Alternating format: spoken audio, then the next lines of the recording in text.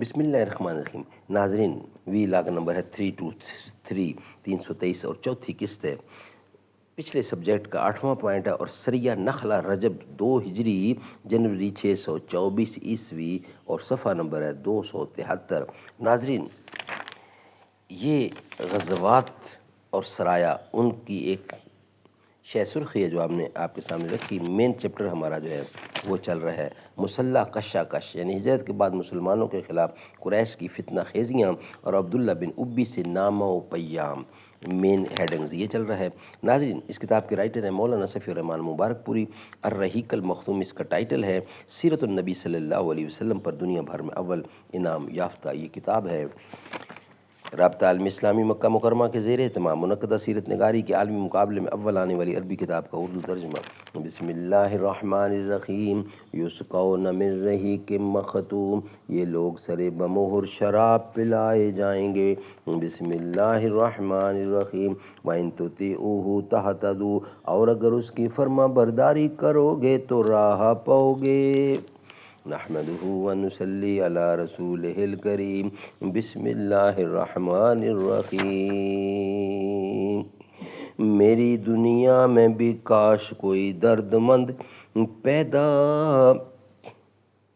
میری بھی قوم کا کوئی مسیحا ہو عمر جیسا، فقط باتوں سے حق عشق نبی کا ہو ادا، کیسے نبی سے پیار ہو جائے تو جذبہ ہو عمر جیسا، ترقی کی ہے خواہش تو دعا مانگوں یہ فاروقی، ہمارے ملک کا قائد ہمیشہ ہو عمر جیسا۔ سبحان اللہ۔ یہ وی لاگ ہے چوتھا اور 323 کے حساب سے یہ سیریل ہے وی لاگ نمبر کا۔ ناظرین، پیج ہے 273۔ سریہ نخلہ رجب سن 2 ہجری جنوری 624 عیسوی۔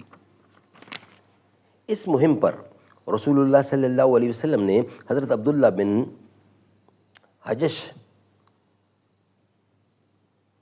حجش رضی اللہ عنہ کی سرکردگی میں 12 مہاجرین کا ایک دستہ روانہ فرمایا۔ ہر 2 آدمیوں کے لیے ایک اونٹ تھا جس پر باری باری دونوں سوار ہوتے تھے۔ دستے کے امیر کو رسول اللہ صلی اللہ علیہ وسلم نے ایک تحریر لکھ کر دی تھی اور ہدایت فرمائی تھی کہ دوران سفر یعنی 2 دن سفر کر لینے کے بعد ہی اسے دیکھیں گے۔ چنانچہ 2 دن کے بعد حضرت عبداللہ نے تحریر دیکھی تو اس میں یہ درج تھا، جب تم میری یہ تحریر دیکھو تو آگے بڑھتے جاؤ یہاں تک کہ مکہ اور طائف کے درمیان نخلہ میں اترو اور وہاں قریش کے ایک قافلے کی گھات میں لگ جاؤ اور ہمارے لیے اس کو خبروں کا پتہ لگاؤ انہوں نے سمع و طاعت کہا اور اپنے رفقا کو اس کی اطلاع دیتے ہوئے فرمایا کہ میں کسی پر جبر نہیں کرتا، جسے شہادت محبوب ہو وہ اٹھ کھڑا ہو اور جسے موت ناگوار ہو وہ واپس چلا جائے، باقی رہا میں تو بہرحال آگے جاؤں گا۔ اس پر سارے ہی رفقا اٹھ کھڑے ہوئے اور منزل مقصود کے لیے چل پڑے، البتہ راستے میں سعد بن ابی وقاص اور عتبہ بن غزوان رضی اللہ عنہ کا اونٹ غائب ہو گیا، جس پر یہ دونوں بزرگ باری باری سفر کر رہے تھے، اس لیے یہ دونوں پیچھے رہ گئے۔ حضرت عبداللہ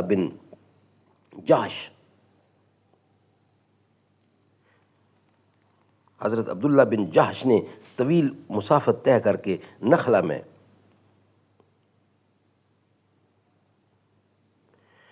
میں نزول فرمایا اور وہاں سے قریش کا ایک قافلہ گزرا جو کشمش چمڑے اور سامان تجارت لیے ہوئے تھا۔ قافلے میں عبداللہ بن مغیرہ کے 2 بیٹے عثمان اور نوفل اور عمر بن حضرمی اور حکیم بن کیسان مولا مغیرہ تھے۔ مسلمانوں نے باہم مشورہ کیا کہ آخر کیا کریں، آج حرام مہینے یعنی رجب کا آخری دن ہے، اگر ہم لڑائی کرتے ہیں تو اس حرام مہینے کی بے حرمتی ہوتی ہے اور ساتھ بھر رک جاتے ہیں، اور اگر رات بھر رک جاتے ہیں تو یہ لوگ حدود حرم میں داخل ہو جائیں گے۔ اس کے بعد سب کی یہی رائے ہوئی کہ حملہ کر دینا چاہیے، چنانچہ ایک شخص نے عمر بن حضرمی کو تیر مارا اور اس کا کام تمام کر دیا۔ باقی لوگوں نے عثمان اور حکیم کو گرفتار کر لیا، البتہ نوفل بھاگ نکلا۔ اس کے بعد یہ لوگ دونوں قیدیوں اور سامان قافلہ کو لیے ہوئے مدینہ پہنچے۔ انہوں نے مال غنیمت سے خمس بھی نکال لیا تھا۔ اہل سیر کا بیان ہے، مگر اس میں پیچیدگی یہ ہے کہ خمس نکالنے کا حکم جنگ بدر کے موقع پر نازل ہوا تھا، اور اس کے سبب نزول کی جو تفصیلات کتب تفاسیر میں بیان کی گئی ہیں، ان سے معلوم ہوتا ہے کہ اس سے پہلے تک مسلمان خمس کے حکم سے ناآشنا تھے۔ ناظرین، غنیمت سے خمس بھی نکالا تھا، اور یہ اسلامی تاریخ کا پہلا خمس، پہلا مقتول اور پہلے قیدی تھے۔ ناظرین، یہ ویلاگ ہمارا یہاں ہی کمپلیٹ ہوتا ہے۔ نیکسٹ ویلاگ میں انشاءاللہ بقیہ حصہ ہم آپ کے سامنے رکھیں گے۔ جا زندگی مدینے سے جھونکے ہوا کے لا، شاید حضور ہم سے خفا ہیں منا کے لا۔ جا زندگی مدینے سے جھونکے ہوا کے لا، شاہد حضور ہم سے خفا ہیں منا کے لا۔